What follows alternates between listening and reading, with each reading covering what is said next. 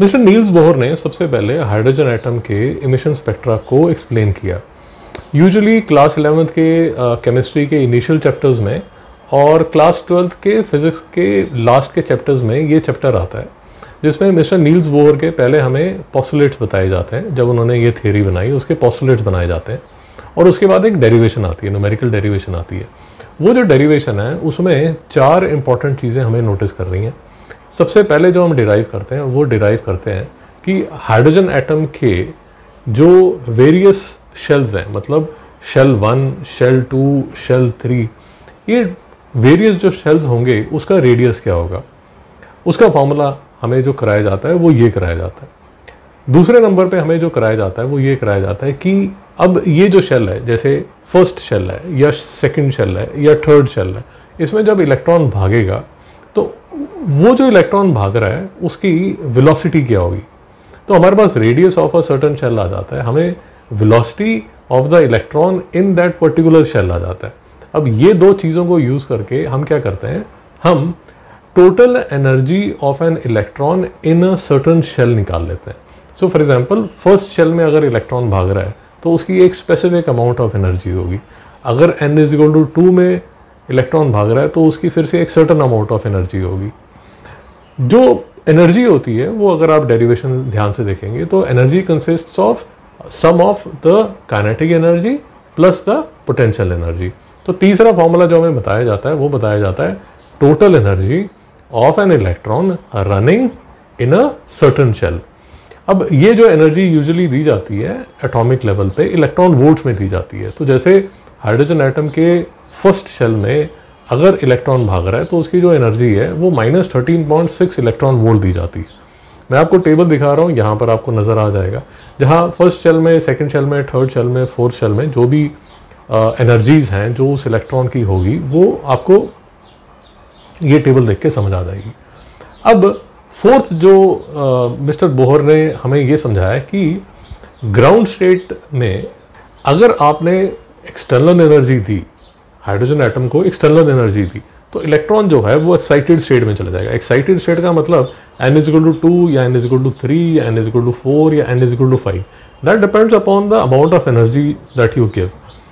तो आपने एक सर्टेन अमाउंट ऑफ एनर्जी दी जिससे ये जो इलेक्ट्रॉन है ये अपनी ग्राउंड स्टेट से n=2 में चला गया, और उससे ज़्यादा अगर आपने एनर्जी दी तो वो n=3 में चला गया, और उससे भी ज़्यादा एनर्जी आपने दी तो वो n=4 में चला गया। अब ये जब ग्राउंड स्टेट को छोड़ के किसी भी दूसरी शेल में जाता है तो ये वाली जो स्टेट है उसको बोला जाता है the excited state of electron.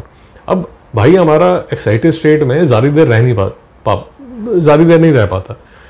उसका जो टाइम अगर आप गूगल करेंगे तो आपको टाइम मिल जाएगा 10⁻⁸ सेकेंड। तो कहने का मतलब अगर वो सेकेंड या थर्ड या फोर्थ अपनी एक्साइटेड स्टेट में चला गया तो 10⁻⁸ सेकेंड के बाद वो वापस आएगा। वापस कहाँ आएगा? अपनी ग्राउंड स्टेट पे, बेसिकली अपनी औकात पे वापस आएगा।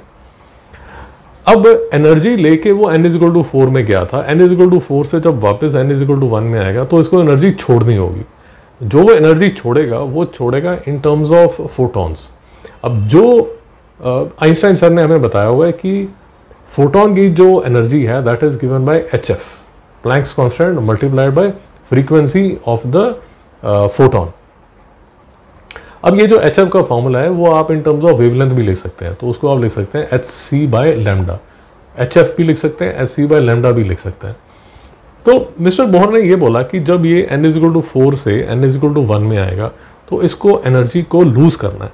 जो ये लूज करेगा वो इन टर्म्स ऑफ फोटोन करेगा, और वो जो फोटोन निकलेगा उसकी जो एनर्जी है that will be given by the energy difference between n=4 and n=1। ये दोनों शेल्स की जो एनर्जी का डिफरेंस है that will be equal to hf। आप इसको कैलकुलेट करेंगे तो आपको f की वैल्यू आ जाएगी, और इन टर्म्स ऑफ अगर आप लैम्डा भी देखना चाहते हैं तो hc/λ करके आप उसकी जो एमिटेड फोटोन है उसकी वेवलेंथ भी निकाल सकते हैं। सो स्पेसिफिकली मिस्टर बोहर ने जो रास्ता लिया वो रास्ता ये लिया कि इन्होंने n=1, n=2, n=3, n=4 सबकी different radius of the shells में जो इलेक्ट्रॉन है उसकी जो एनर्जी है उसको इन्होंने फिक्स कर दिया, उसको क्वांटाइज कर दिया। और अगर इलेक्ट्रॉन वापस आएगा तो वो एक सर्टन अमाउंट ऑफ एनर्जी के a photon having a certain amount of energy emit करके वापस आएगा, और वो जो फोटोन निकलेगा उसकी फ्रीक्वेंसी भी निकाल सकते हैं और उसका आप लैम्डा भी निकाल सकते हैं।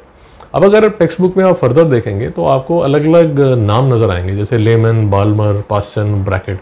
अब इनका मतलब ये हुआ कि एक्साइटेड स्टेट से जो भी इलेक्ट्रॉन्स फर्स्ट शेल में आ रहे हैं उसका नाम हो जाएगा लेमन।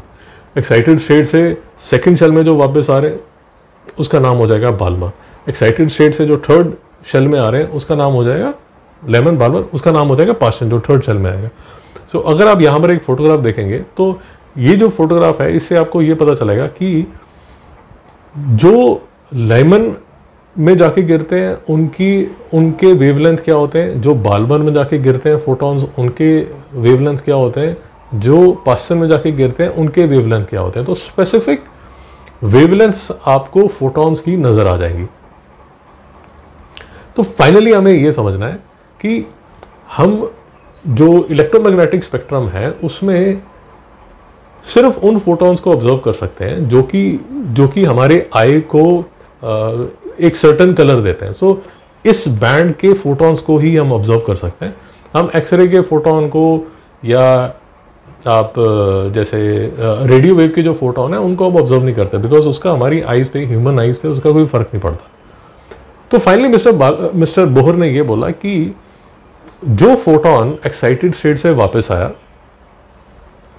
वो अगर विजिबल स्पेक्ट्रा का है तो आप उसका कलर को नोट कर पाएंगे। अब मैं आपको एक एग्जांपल जो आपको फोटोग्राफ में दिखाऊंगा, लैपटॉप पे देख के बता रहा हूँ। So for example Balmer series का मैं आपको एग्जांपल दे रहा हूँ। तो सेकंड शेल पे जाके जो एक्साइटेड इलेक्ट्रॉन है वो सेकंड शेल पे जाके गिर रहा होगा।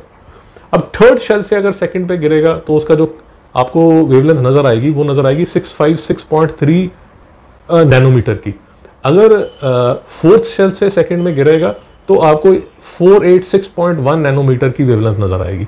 अगर n=5 से इसमें n=2 में जाके गिरेगा तो आपको जो वेवलेंथ नजर आएगी वो 434.0 नैनोमीटर की वेवलेंथ नजर आएगी। So depending upon the frequency of the emitted photon आपको स्पेसिफिक कलर नजर आएंगे। I hope this short video was useful for you. मैंने बोहर सर की डेरिवेशन का एक डिटेल्ड वीडियो बनाया हुआ है जो कि आपको कमेंट सेक्शन में मिल जाएगा। So thanks for watching.